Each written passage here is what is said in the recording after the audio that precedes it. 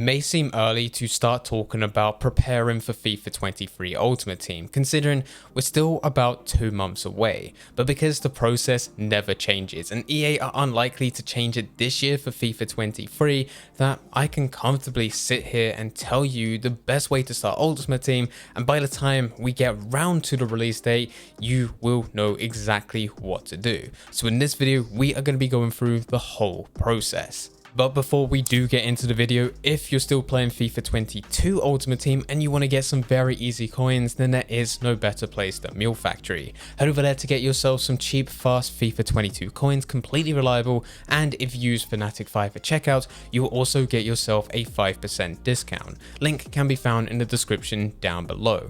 Getting back into the video, the release for FIFA 23 is the 30th of September 2022. And we should start out by saying that everything that we have within FIFA 22, nothing actually carries over. There's only a few things, which is your account details, FIFA points as a one-time transfer, but everything else stays on FIFA 22. This is your players, consumables, coins, and pretty much everything else. But even though you're technically starting with nothing, it's really easy to get things up and running just because it is the exact same process that we go through every single year. So even if last year you didn't have a good start, hopefully you've learned from your mistakes and you know exactly what to do this year when going into it. If this is your first year, then this is exactly what to do step by step. The first chance that you'll get to play FIFA 23 is not actually the full game, but it will be the web app. Now, the web app hasn't got a release date and a time of recording this video, but most are predicting it to be around the 20th or 21st of September. If you currently have an active account on FIFA 22, you will be given access to the web app. All you need to do is sign in with your login details and you'll get access to Ultimate Team, where you'll be able to claim your loyalty packs, build your team, access the transfer market, and you can go through squad builder challenges. This is why when I tell you if you're looking to hit the ground running for FIFA 23, you need to make sure that you're playing FIFA 22 right now to get an active account so that you can log into the web app the second it is released. The next step is utilizing EA Play. Now this does all come down to you having a subscription with EA Play so you can get 10 hours early access on FIFA 23. Yet again, this hasn't got an official release date at the time of recording this video, but the release is normally around 5 days before the release of the Ultimate Edition. The Ultimate Edition releases on the 27th of September, so we're guessing that this is going to be around the 22nd. This is where you really do need to be strategic because you do only have 10 hours of early access. And as everyone at this stage only has 10 hours of early access, if you're smart with the hours that you have, you can get much better rewards, a lot more coins, a lot more packs than anyone else. A very easy way to capitalize on the time that you have is to only use your 10 hours early access to play matches. Anything else from building your team, trading, completing the SBCs should be done on the web app.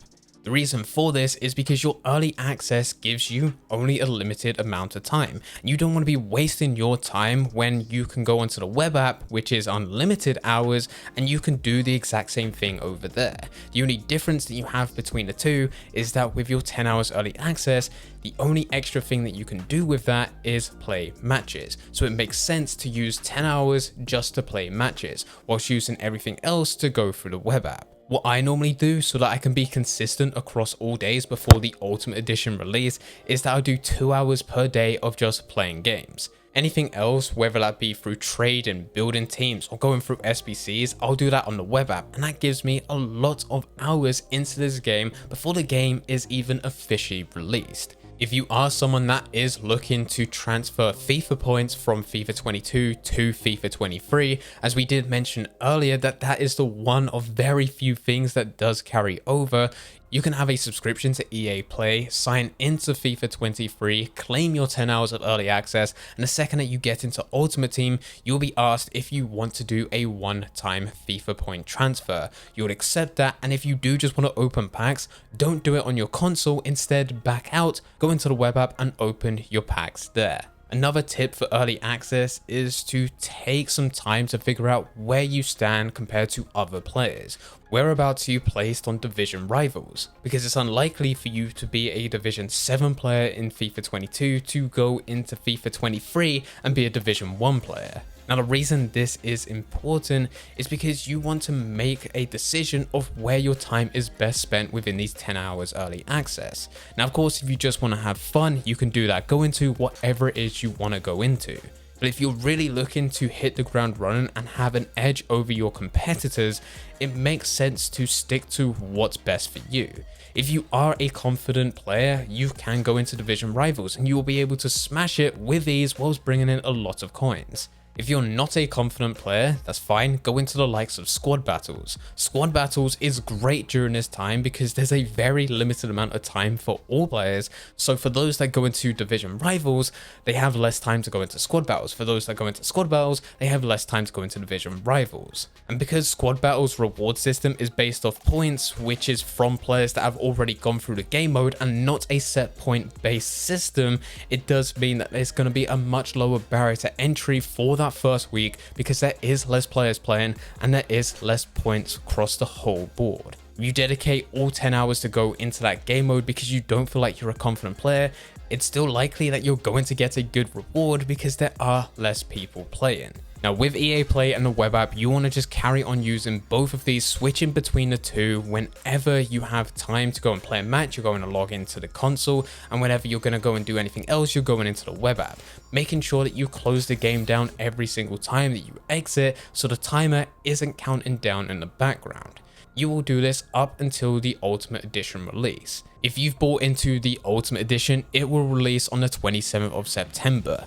When this releases, you'll be moved from the 10 hours early access to the full game. You will no longer get a message telling you that there is a timer counting down and you have a limited amount of time. You'll have full access. This is also the moment when your extra benefits and pre-order bonuses will be added. Even if you pre-ordered the Ultimate Edition before EA Play, the second that you sign into EA Play, it doesn't count as the Ultimate Edition. It's not until the Ultimate Edition is released, which is where you'll get your FIFA points, your Team of the Week pack, your lone player items, all of that good stuff. That is when it will be added to your account. You now no longer need to worry about where you're spending the most time because you do have full access. This is the full game's release. Chances are you'll probably never play the web app again unless there's something incredibly easy to do on that platform rather than any other platform, which is extremely rare. Now from this moment, it's about preparing for the next couple of weeks. You want to claim those pre-order bonus items and then really start hitting Ultimate Team. This is where you want to get your grind on. There'll be a lot more players playing this game. It'll be a lot easier to trade as there's more players listed onto the transfer market. And because there is so many more people playing this game, all varying at different skill levels, this is now the time where you can go into division rivals if before you wasn't feeling like a confident player and you had to go through squad battles. See, the thing is with EA Play, those that buy into the subscription are seen as hardcore players. Those are the most dedicated FIFA fans out there, and it's likely that they're going to be good. With Ultimate Edition, you're still going to get quite a lot of hardcore players, but there's also a bit of a crossover where there's not so many confident players, there's just people that enjoy the game. Not to mention that all of those hardcore players that did start with EA Play is likely that they've hit into the higher divisions now, so you don't have to worry about facing them on day 1 in Division 10. Now is the time to really start pushing, get comfortable with the gameplay mechanics, and start building your Ultimate Team because the following week you have the Standard Edition release. This is the full release to the game on the 30th of September. This is one of the best days to start trading across the whole of Ultimate Team. There's so many new people coming in, opening their loyalty packs, buying FIFA points, opening packs that way, going through division rivals, squad battles, absolutely everything, that you can get some very good deals. Even if you're not a comfortable trader, I highly recommend just looking to trade on the 30th of September because there's not going to be an easier day. It's likely that you can still mess up and you will still be able to make coins out of those players. Hopefully at this point you have a pretty decent team to play with. It doesn't need to be the best team ever, but you've got some pretty decent high rated players in there, and on top of that you've got quite a decent coin balance. The standard release also marks the first promo within the game. You will have a Team of the week before, which will be available for those playing on EA Play and also the Ultimate Edition, but the real proper promo will start on the 30th of September, most likely going to be the one to watch, Team 1. It's definitely worth looking to buy some of the cheaper players. Yet again, because this is so early, there's quite a lot of people that don't have enough coins to buy into any type of special cards. So if you do have coins to do it, you can buy them now, and it's likely they're gonna go up at some point within the future. Especially if you can get any type of Team of the Week player want to watch item anywhere between 10 to 30k. If you don't have enough coins to do this, that's fine, because everything from here is about preparing for the first Weekend League. Weekend League doesn't start that first weekend. EA needs to give time to the players, as well as still set some things up in the background. It's normally 2 to 3 weeks after the full release, so at some point in the middle of October. Get comfortable with the gameplay mechanics, build your ultimate team, qualify for the Weekend League, and just sit and wait until that first Weekend League starts.